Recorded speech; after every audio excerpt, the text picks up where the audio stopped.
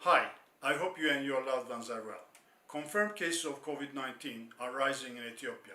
Now we are over 5,000 cases. It took us 7 days to reach the first 1,000, but only 7 days to reach the second.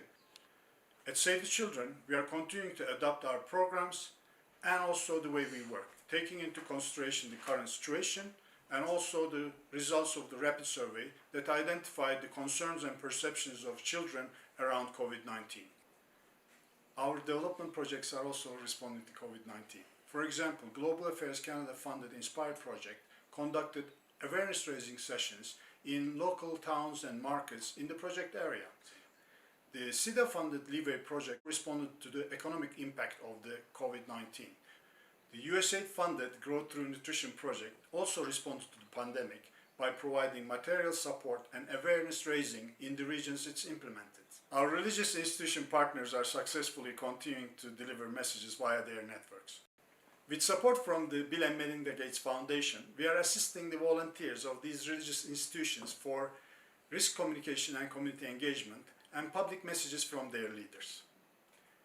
With BPRM support, we are continuing to deliver NFIs to high-risk children in Gambella refugee camps.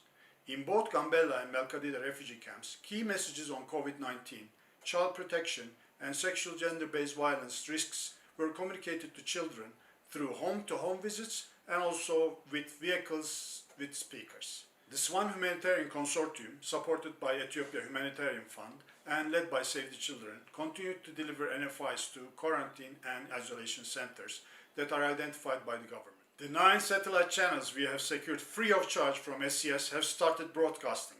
We are working with the Ministry of Education, the Regional Education Bureaus, SCS and UNICEF on content for both TV and radio channels. As a part of our media campaign with UNICEF, we have produced 9 additional TV spots, including information on positive parenting and how to minimize stress. Beloved puppets Tico and Bitiko were discussing coronavirus, while another popular character, Trumbe, was explaining to children how to protect themselves and their families. Supported by UNICEF, contextualized trainings on COVID-19 for the frontline workers from the government, NGOs and other partners are still continuing.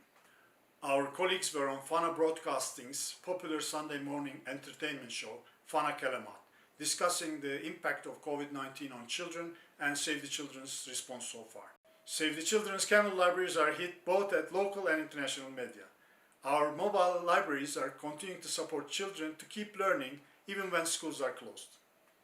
Save the Children, supported by USAID, will be providing temporary economic food security assistance to about 30,000 vulnerable households to mitigate the impacts of COVID-19 in 6 cities across Ethiopia.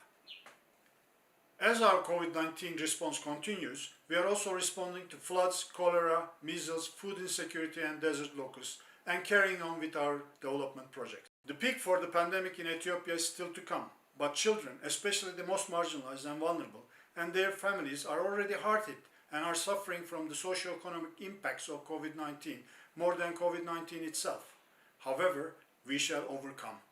Until next time, stay healthy and safe.